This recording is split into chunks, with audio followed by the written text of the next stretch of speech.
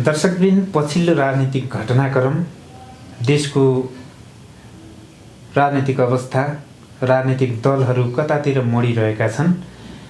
पछिल्लो अवस्थामा एमसिसी पारित गर्नुपर्छ भनेर नेपालका प्रधानमन्त्रीले भनिरहँदा जनता आक्रोशित भएका छन्। यो आक्रोशित भइरहँदा राजनीतिक परिदृश्यमा अगाडि आएको नेकपा माओवादी केन्द्र के गरिरहेको छ, यसले एमसिसीलाई कसरी अगाडि बढाउने, हस्ताक्षरका कुराहरू पनि आउँदाखेरि कतै गुमराहमा राखिरहेका छैनन् भन्ने कुराहरू पनि आइरहेका छन्। हामी एमसिसी लगायत राजनीतिक अवस्था र आउँदै गरेको यो स्थानीय तहको निर्वाचनका पनि कुराकानी गर्नेछौँ। हामीसँग युवा नेता हुनुहुन्छ नेकपा माओवादी केन्द्रका तुलसी डाँगी मिलनसँग हामी आज कुराकानी गर्दैछौँ। यहाँलाई स्वागत छ। धन्यवाद तपाईँ कैलाश खबर को टिमलाई।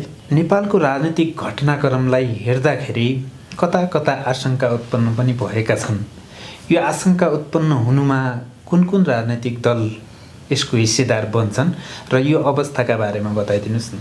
नेपालको राजनीतिक घटनाक्रम पछिल्लो चरण तीव्र रूपमा विकास भइरहेका छन्। यो घटनाक्रमले प्रतिगमन का विरुद्ध चाहिँ आन्दोलन जसरी भयो त्यो आन्दोलनले प्रष्ट गर्छ कि प्रतिगमनकारीहरू फेरि पनि सलबलाउन थालेका छन्। नेपालको सङ्घीयता, धर्मनिरपेक्षता, समानुपातिक, समावेशी र समतामूलक समाज र गणतन्त्रका विरुद्ध जुन ढङ्गले प्रतिगमनकारी हरकत भइरहेको छ, यो हरकत गर्ने प्रतिगमनकारीहरूको चाहिँ तिग्दम षड्यन्त्र का पछाडि नै घटनाक्रमहरूको तीव्र विकास भइरहेको, अन्योलता भइरहेको, अकर्मण्यता भइरहेको र यसको ठुलो हात प्रतिगमनकारीहरूकै रहेको कुरामा म प्रष्ट गर्न चाहन्छु। अहिले एमसिसी निल्नु न ओकल्नुको विषय बनेको छ। नेपाली कङ्ग्रेसका सभापति अथवा प्रधानमन्त्री शेरबहादुर देउबा यसलाई जसरी पनि संसदमा अनुमोदन गरेर लैजानुपर्छ भन्ने कुरा गरिरहनु भएको छ। नेकपा माओवादी केन्द्रले जस्ताको तस्तै पारित गरिनुहुन्न भन्ने कुराहरू केही समय अगाडि आएको थियो। तर पछिल्लो अवस्था हेर्दाखेरि हस्ताक्षर गरेको समेत भेटिसकेपछि यसले त केही आशंकाहरू पनि उत्पन्न गरेको छ। स्पष्ट धारणा के? हामी एमसिसी प्रोजेक्टको बारेमा चाहिँ प्रष्ट छौँ र हाम्रो पार्टी प्रष्ट छ कि एमसिसी प्रोजेक्ट हामीले परिमार्जन गरेर यसलाई संशोधन गरेर एमसिसी प्रोजेक्टलाई पास गर्नुपर्छ, पास गर्छौँ भनेर हामीले भनेका छौँ र हामीले एकमतका साथ पार्टीको एउटै धारणा 8औं महाधिवेशनले सर्वसम्मति रूपमा के पनि चाहिँ पारित गरेको छ भने एमसिसी प्रोजेक्ट चाहिँ संशोधन बिना पास गरिनु हुँदैन, पास गर्न सकिँदैन। यो राष्ट्रको हितमा छैन र नेपाली जनताको हितमा पनि छैन र नेपाली जनता र राष्ट्रको इच्छा, चाहना, आकाङ्क्षा र राष्ट्रिय हित विपरीत काम गर्ने अधिकार कसैलाई हुँदैन। त्यसकारण एमसिसी प्रोजेक्टलाई संशोधन गरेर पास गर्नुपर्छ र पास गर्न हामी तयार छौँ, हामीले भनेका छौँ। र जहाँसम्म पार्टी अध्यक्षले चाहिँ एउटा पत्र लेखेको कुरा छ, त्यो पत्रमा भनिएको छ कि एमसिसी प्रोजेक्टका विषयमा नेपाली जनताको बिचमा बहस हुन थाल्यो, चासो हुन थाल्यो र एमसिसी प्रोजेक्टलाई लिएर पक्ष र विपक्षको रूपमा चाहिँ स्ट्रगलहरू सुरु हुन थाले, नारा जुलुसहरू हुन थाले र यसलाई चाहिँ पक्ष र विपक्षका रूपमा चाहिँ बहस नागरिक लेभलमा चलेको हुनाले यसलाई वातावरण बनाउनको निमित्त र वातावरण बनाएर र वातावरणलाई सहज बनाएर हामीले एमसिसी प्रोजेक्ट संशोधन गरेर पास गर्ने वातावरण बनाउँछौँ भनेर चाहिँ त्यो चिठीमा लेखिएको छ।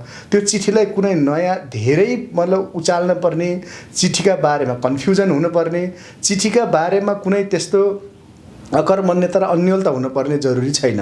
चिठीमा भनेकै कुरा के भने वातावरण राम्रो छैन, वातावरण धमिलिएको छ र प्रतिगमनकारीहरूले चाहिँ आफ्नो हित अनुकूल चाहिँ एमसिसी प्रोजेक्टलाई जनताको बिचमा अनावश्यक चर्चाको विषय बनाए। त्यो चर्चाको विषय बनाउँदै गर्दा वातावरण राम्रो नभएको हुनाले वातावरण बनाएर एमसिसी प्रोजेक्टलाई संशोधन सहित पास गर्ने वातावरण बनाउँछौँ भनेर भन्नुभएको। यसलाई धेरै ठुलो रूपमा, आशंकाको रूपमा, उपशंकाको रूपमा ल्याउन जरुरी छैन। पार्टीको 8औं महाधिवेशनले संशोधन सहित एकमतका साथ एमसिसी प्रोजेक्टलाई चाहिँ हामी पास गर्छौँ भनेको छ। तर एमसिसी राष्ट्रघाती हो भनेर अन्य राजनीतिक दलहरू सडकमा छन्, सत्ता गठबन्धनभित्रै पनि विखण्डन आउने सङ्केत देखिएको छ। यो अमेरिकन सैन्य रणनीति अन्तर्गतकै एउटा प्रोजेक्ट हो, भोलि नेपाललाई खतरा छ भनेर पनि अन्य राजनीतिक दलहरूले भनिरहेको अवस्था छ नि।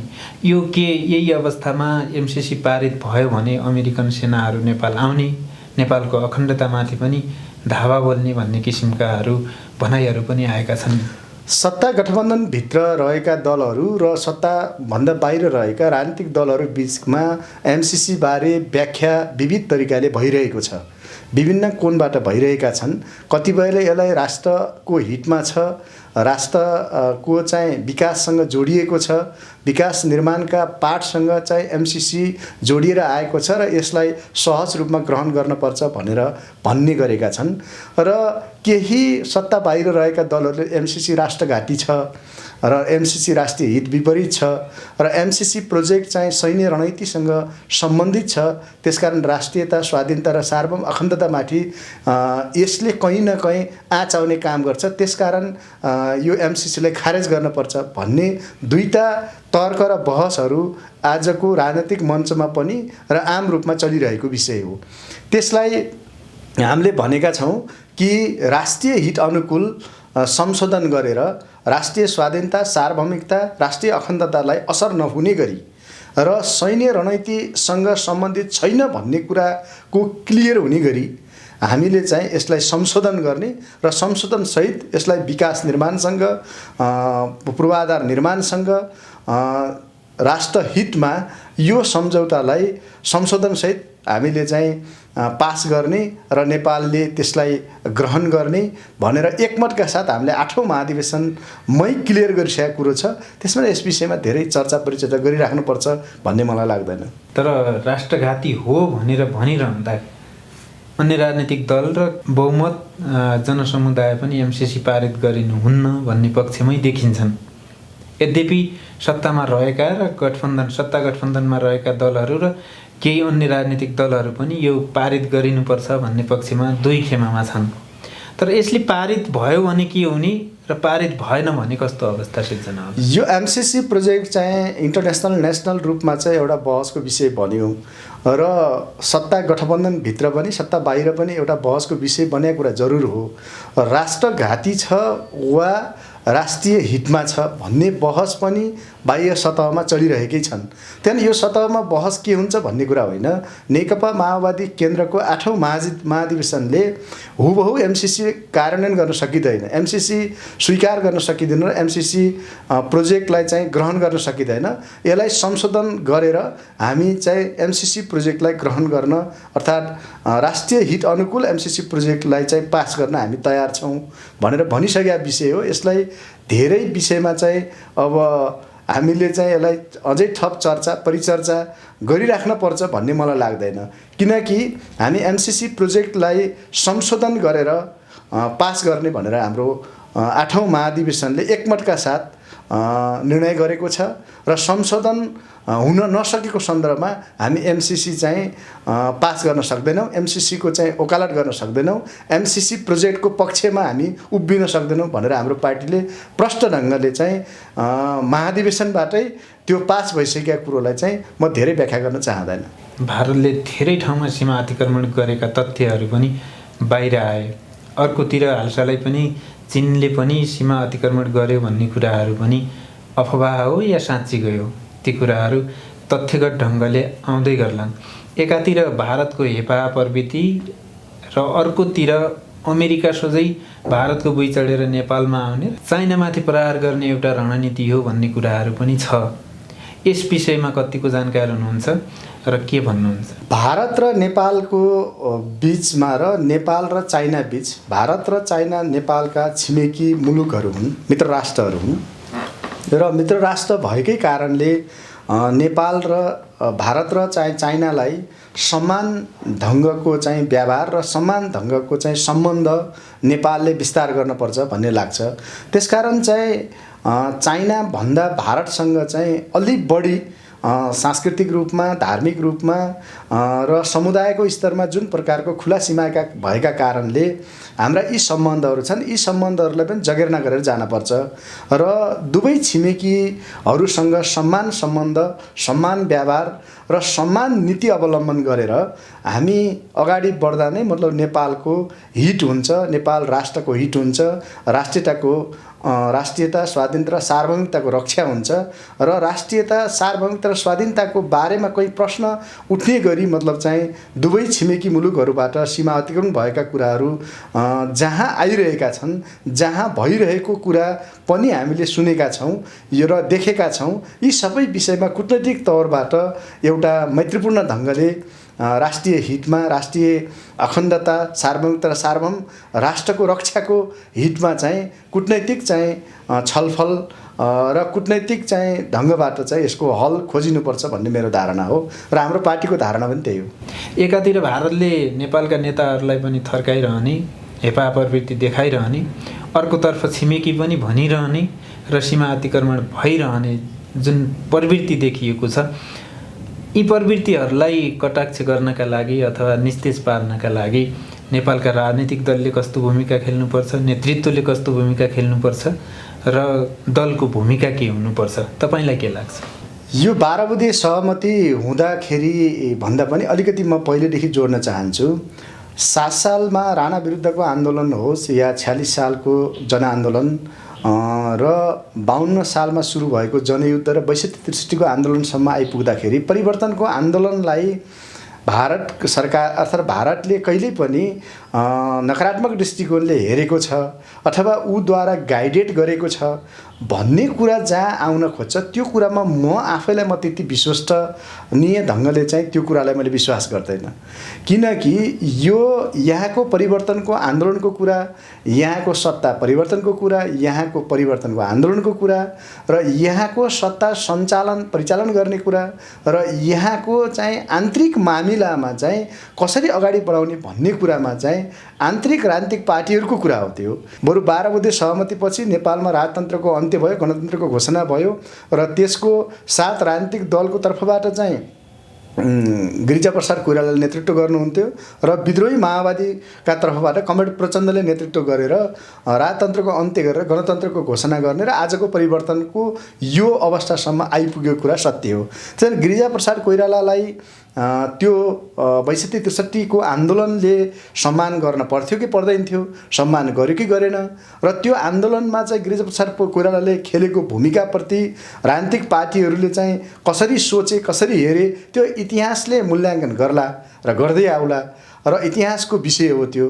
र त्यसमा चाहिँ एउटा फ्याक्ट कुरा के हो भने गिरिजाप्रसाद कोइरालाले आफ्नो मेरो उमेरको हकमा, उमेरका हिसाबले, सबै हिसाबले प्रचण्डजी तपाईँले यो देश सम्हाल्न पर्छ, यो देश तपाईँ यो देशका लागि आवश्यक छ र मेरो उमेर अवस्था सबै हिसाबले चाहिँ यो मुलुक तपाईँले सम्हाल्न पर्छ, तपाईँले सम्हालेर यो मुलुकलाई अगाडि बढाउनुको विकल्प छैन, यो देश तपाईँले सम्हाल्नुहोस्, यो देशको नेतृत्व तपाईँले खेलेर लिएर अगाडि बढ्नुको विकल्प छैन भनेर चाहिँ गिरिजाप्रसाद कोइरालाले प्रचण्डलाई भनेको कुरा यो सामान्य कुरा होइन, यो चान्चुने कुरा होइन, इतिहासमा त्यो धेरै ठुलो कुरा हो र परिवर्तनको आन्दोलनको मतलब चाहिँ आन्दोलन पछि गरिएको कुरा हो। त्यो कुराको उचाइलाई हेर्दा आजसम्म पनि के आवश्यक देख्छु भने गिरिजाप्रसाद कोइरालाले त्यो कुरा भनेको कुरा चाहिँ नेपालमा सबै राजनीतिक पार्टीहरूले चाहिँ प्रचण्डलाई अभिभावकको रूपमा ग्रहण गर्दै अगाडि बढ्न नसक्नुका पछाडि नै अन्योलता, अकर्मण्यता जस्ता कहीँ प्रश्नहरू चाहिँ उठिरहेको, कहीँ केही नमिलेको एजेन्डा, सबै राजनीतिक एजेन्डाहरू, प्रणालीहरू जे छन् आज यी सबै हेर्दाखेरि चाहिँ माओवादीले चाहिँ सङ्घीयता, धर्मनिरपेक्षता, गणतन्त्र, समानुपातिक, समावेशी र समानतामूलक समाजको एजेन्डा चाहिँ माओवादीको नेतृत्व अरू कसैले गर्दा कहीँ कन्फ्युजनहरू, अकर्मण्यताहरू भइरहेको हो भन्ने कुराको पुष्टि के हुन्छ भने गिरिजाप्रसाद कोइराला त्यति बेला नेपाली काङ्ग्रेसको सभापति अर्थात् 7 राजनीतिक दलका तर्फबाट चाहिँ आन्दोलनको नेतृत्वकर्ताको हस्ताक्षरकर्ताको चाहिँ रूपमा उहाँ हुनुहुन्थ्यो। विद्रोही माओवादीको तर्फबाट कमरेड प्रचण्डले हस्ताक्षर गर्नुभयो, शान्ति प्रक्रियामा हस्ताक्षर भयो। त्यो हस्ताक्षरकर्ता गिरिजा बाबु आज हामीसँग हुनुहुन्न र एकल मतलब हस्ताक्षरकर्ता कमरेड प्रचण्ड मात्रै हामीसँग हुनुहुन्छ र प्रचण्ड कमरेडले नेतृत्व गरेको र यहाँसम्म मुलुकलाई अगाडि लिएको र इतिहासमा वर्तमान र भविष्यमा पनि कमरेड प्रचण्डलाई चाहिँ सही ढङ्गले चाहिँ अभिभावकको रूपमा ग्रहण गर्न नसक्दा राष्ट्रले अझै राजनीतिक वृत्तमा अझै मतलब चाहिँ केही अन्यलताहरू भइरहने कुरा नै मा हामीले चाहिँ के बुझ्नुपर्छ भने यी कुराहरूले काम गरिरहेको छ, यी फ्याक्टरहरूले काम गरिरहेको छ है भन्ने कुराको चाहिँ सुझबुझ हुन आवश्यक छ भन्ने मलाई लाग्छ। गिर्जाले देखाएको बाटोमा न त कङ्ग्रेस हिँड्न सक्यो, न काङ्ग्रेसका कार्यकर्ताहरू त्यो अङ्गीकार गरेर नै अगाडि बढ्न सके। कङ्ग्रेसभित्रको त्यहाँ खेमाहरू हेर्दाखेरि अलग अलग धारहरू भने उनीहरूका क्रियाकलापहरू पनि फरक फरक ढङ्गले व्यतीत भइराखेका छन्। नेकपा माओवादी केन्द्रभित्र पनि 8औं महाधिवेशनले एमसिसी पारित गर्नुपर्छ भन्ने कुराहरू भएको थियो भन्ने कुरा गर्नुभयो। तर 8औं महाधिवेशनमै बसेका नेताहरू पनि लीलामणि पोखरेल, प्रकाश लगायतका नेताहरूले त एमसिसी पारित गरिनु हुन्न भन्ने टाइपका धारणाहरू अभिव्यक्त गरिरहँदा पार्टीभित्र पनि कतै गुट उपगुटहरू भइराखेका किन हुन्छन्, किन भइराखेका हुन् भन्ने कुरा हेर्दाखेरि किन यस्तो भइराखेको छ? हुबहु रूपमा चाहिँ हामीले चाहिँ एमसिसी प्रोजेक्ट पास गर्न सकिँदैन, पास गरिँदैन। एमसिसी प्रोजेक्ट संशोधन बिना पास गरियो भने त्यो कुरा चाहिँ माओवादी केन्द्रले चाहिँ त्यसलाई चाहिँ पास गर्न सक्दैन भन्ने कुरा प्रष्ट ढङ्गले राखिएको छ नि त। यो सैन्य रणनीति अन्तर्गतकै हो भनेर अमेरिकाले भनिराखेको छ नि त। कुनै न कुनै ढङ्गले चाहिँ हाम्रो राष्ट्रिय हितमा छैन, सार्वभौमिकता, राष्ट्रिय अखण्डता र सार्वभौम मुलुकका हितमा छैन र हाम्रो हामीलाई चाहिँ संशोधन नगरिकन हुबहु एमसिसी पास गर्नका लागि हामी तयार छैनौँ, माओवादी केन्द्र तयार छैन भन्ने कुरो 8औं महाधिवेशनले प्रष्ट एकमतले पारित गरेको कुरा हो नि त। यो त भनेपछि अब पारित हुन्छ कि हुँदैन? संशोधन नगरिकन एमसिसी पारित हुँदैन। तर अमेरिकाले त यही फागुन 16 गतिभित्रै पारित गरिसक्नुपर्छ भनेर धम्की पनि दिइराखेको छ। अरू कसले के भन्छ भन्ने कुरा मूल कुरा भएन। कसले के भन्छ, कसले के भन्यो, कहाँबाट के विषय लिएर जोडियो, के विषयमा बहस गरियो, के विषयमा बहस गराइयो, एमसिसीका पाठमा गएर के विषयमा बहस भइरहेको छ भन्ने कुरा मूल कुरा भएन। हामीले चाहिँ हाम्रो सदनबाट पास गर्नुपर्छ भनेर केही राजनीतिक दलहरू जसरी मतलब चाहिँ तयार भएका छन् त्यो रूपमा चाहिँ हुबहु संशोधन नगरिकन नेकपा माओवादी केन्द्रले पास गर्दैन, पास गर्न सकिँदैन र यो हुबहु पास गर्ने कुरामा चाहिँ 8औं महाधिवेशनले चाहिँ खारेज गरेको कुरा हो। यसमा कहीँ कन्फ्युजन हुन जरुरी छैन। प्रचण्ड भनेको चाहिँ धेरै गतिशील, धेरै दूरदर्शी र कुशल नेतृत्व र कुशल क्षमता भएको लिडर भएकै कारणले चाहिँ माओवादी पार्टी यहाँसम्म आएको छ। माओवादी आन्दोलनले यी एजेन्डाहरू सबै थापित गरेको छ र मुलुकलाई समाजवादी दिशातिर अगाडि लैजाने र समाजवादी क्रान्तिको मोडेल तयार गरेर अगाडि बढ्ने कुरामा चाहिँ कहीँ शङ्का छैन र शङ्का गरिनु हुँदैन र नेतृत्वले जुन स्टेप लिएको छ त्यो सही छ। सही ढङ्गले चाहिँ आन्दोलनलाई अगाडि बढाउनलाई आएका बाधा, व्यवधान, अप्ठ्यारा, सजिला जे देखा परिरहेको यी सबै चुनौतीहरूको सामना गरेर अगाडि जान प्रचण्ड जस्तो कुशल नेतृत्व भएकै कारणले माओवादी सबै सामना गरेर अगाडि बढ्न सक्छ। अब स्थानीय तहको निर्वाचन पनि आउँदैछ, मिति पनि सार्वजनिक भएको छ। यो चुनावलाई कसरी उपयोग गर्दै हुनुहुन्छ? स्थानीय निकायको निर्वाचनको घोषणा सरकारले गरिसकेको छ। स्थानीय निकायको घोषणाले स्थानीय निकायको निर्वाचनमा चाहिँ माओवादी केन्द्र तन मन र बुद्धि, विवेक र साहसका साथ स्थानीय निकायमा चाहिँ सहभागी हुन्छ र चुनावी मैदानमा प्रवेश गर्नको निमित्त तयार भएको छ र हामी चुनावी मैदानमा छौँ र चुनावी मैदानबाट माओवादी केन्द्रले आफूलाई अब्बल साबित गरेर अगाडि आउँछ, यसमा म विश्वस्त छु। उम्मेदवार बन्नमै हानथाप हुन्छ भन्ने कुराहरू पनि छ नि। यो माओवादी केन्द्र एमाले र काङ्ग्रेस जस्तो पार्टी होइन। यो पार्टी भनेको चाहिँ छलफल, बहस र अन्तर्क्रिया र ठुला चाहिँ अन्तरसङ्घर्षहरू हुने गर्दछन्। तर छलफल हुन्छ, बहस हुन्छ, अनेकता हुन्छ, तर जब कार्यान्वयनमा जान्छ त्यसमा एकताका साथ, एक दिगका साथ एकताबद्ध भएर चाहिँ अगाडि बढ्ने पार्टी हो। त्यसकारण यो चाहिँ विभिन्न रूपले चाहिँ पार्टीभित्र चाहिँ भ्रम सृजना गर्ने मान्छेहरूलाई गतिलो झापत दिएर अगाडि बढ्न सक्छ। यो चुनावमा तपाईँको भूमिका कहाँ नजिक रहन्छ? पार्टीको एउटा क्याडर हुनुको नाताले म पनि स्थानीय निकायको निर्वाचनमा चाहिँ पार्टीका निमित्त आफ्नो भूमिका निर्वाह गर्ने कुरामा चाहिँ गतिशीलका साथ, तदारुकताका साथ र तन मनका साथ पार्टीलाई विजय बनाउनको निमित्त र पार्टीको एजेन्डा लिएर जनतामा जानको निमित्त म पनि मेरो भूमिका त जरुर रहन्छ। तर तपाईले भने जस्तै मैले स्थानीय निकायको निर्वाचन लड्ने नलड्ने, प्रदेशको निर्वाचन लड्ने नलड्ने, केन्द्रको निर्वाचन लड्ने नलड्ने, यो सबै कुराको हकमा चाहिँ पार्टीले चाहिँ के जिम्मेवारी दिन्छ त्यो जिम्मेवारी निर्वाह गर्ने कुरा मात्रै मेरो भूमिकामा रहन्छ। यहाँले पार्टीले जस्तो जिम्मेवारी दिन्छ म त्यस्तै सम्हाल्न तयार छु त भन्नुभयो, तर पार्टीसँग म हुनैपर्छ भनेर पनि उम्मेदवार बन्ने नेताहरू पनि छन् नि। होइन, तपाईँले भनेको कुरा के हो भने पार्टीभित्र चाहिँ टिकटको निमित्त लुछाचुडी गर्ने, टिकटकै निमित्त टिकडम गर्ने, हानाठाप गर्ने, चाप्लुसी गर्ने, चाकडी गर्ने र चाहिँ गुटबन्दी गर्ने, यी सबै कुराबाट म चाहिँ अलि टाढा राख्न चाहन्छु आफूलाई। किनकि पार्टीले चाहिँ मेरो आवश्यकता ठान्यो र मेरो आवश्यकता ठान्यो र पार्टीले टिकट दिएको सन्दर्भमा, जिम्मेवारी दिएको सन्दर्भमा चाहिँ मैले आफ्नो जिम्मेवारी चाहिँ पुरा गर्न सक्छु भन्ने आत्मविश्वास मसँग छ।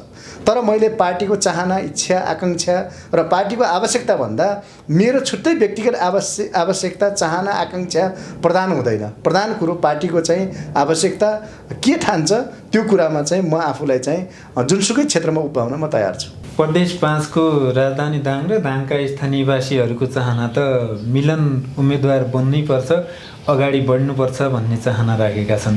त्यो चाहनालाई पार्टीले पुरा गर्छ कि गर्दैन?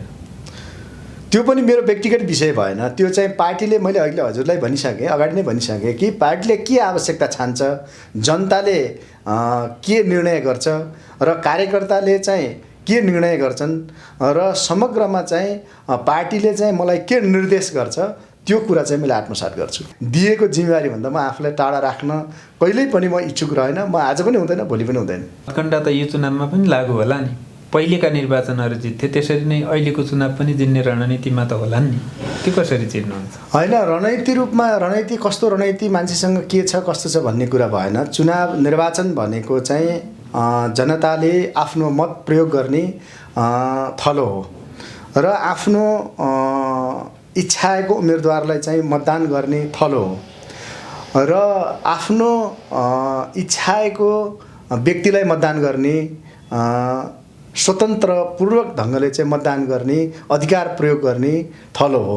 त्यसकारण निर्वाचनलाई हामीले उपयोग गर्ने, प्रयोग गर्ने भन्दा पनि निर्वाचनलाई प्रतिस्पर्धा, स्वच्छ प्रतिस्पर्धाका आधारमा चाहिँ निर्वाचनमा सहभागी हुने कुरा चाहिँ मूल कुरा हो र जनताको समग्र समस्याको सम्बोधन कुन पार्टीले गर्न सक्छ, कुन पार्टीले अगाडि सारेको एजेन्डाले सम्बोधन गरेको छ भन्ने कुरा स्वतन्त्रपूर्वक फैसला गर्ने अधिकार, जनताको अधिकारलाई, जनताको त्यो अधिकारलाई सुनिश्चित गर्ने कुरा नै मुख्य कुरा हो। त्यसकारण कसले के गर्छ निर्वाचनप्रति, कसले के टिकडम खेल्छ, के खेल्छ भन्ने यहाँको जहाँ प्रश्न छ, यी सबै कुराहरू चाहिँ नाकाम भएर जान्छन् र स्वच्छ र निष्पक्ष ढङ्गले चाहिँ चुनावी प्रतिस्पर्धा गर्ने कुरा नै आजको एकमात्र सत्य कुरा हो। कति जनसमुदायलाई, ती भोटरहरूलाई के भन्न चाहनुहुन्छ चुनावकै परिप्रेक्ष्यमा? मैले निर्वाचनको यो निर्वाचन घोषणा भइसकेको छ र निर्वाचन घोषणा भएको यो घडीमा म के भन्न चाहन्छु आम जनसमुदायलाई भने, हामी निर्वाचनमा फेरि एकचोटि निर्वाचनको अभियानमा सहभागी भएका छौँ र आम जनसमुदायलाई माओवादी केन्द्रले अगाडि सारेका एजेन्डाहरू जहाँ आज मुलुकले ग्रहण गरिरहेको छ, मुलुकमा ती एजेन्डाहरू जो लागू भइरहेको छ, यी एजेन्डाको पछाडि चाहिँ मूल पक्ष जोडिएको चाहिँ माओवादी आन्दोलन हो र माओवादीको 10 वर्ष जनयुद्ध हो र शान्तिपूर्ण जनआन्दोलन हो। त्यसकारण यी एजेन्डालाई गहिरोसँगले अध्ययन गरेर माओवादी केन्द्र एउटा राष्ट्रको इमान्दार पार्टी हो, जनताको इमान्दार पार्टी हो र जनताप्रति निष्पक्ष र कुनै स्वार्थरहित जनताको चाहिँ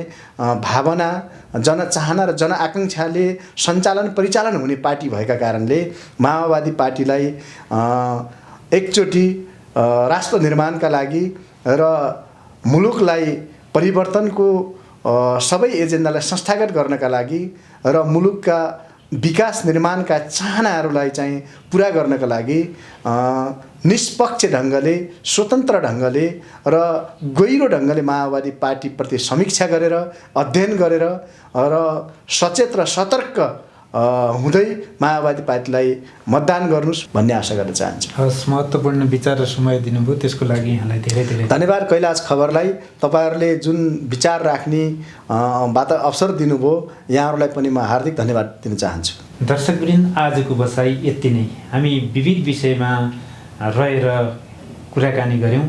यहाँहरूको चाहना पनि पुरा भयो होला भन्ने विश्वाससहित हामी आगामी बसाइमा, अर्को बसाइमा नयाँ विषयवस्तुका साथ उपस्थित हुनेछौँ।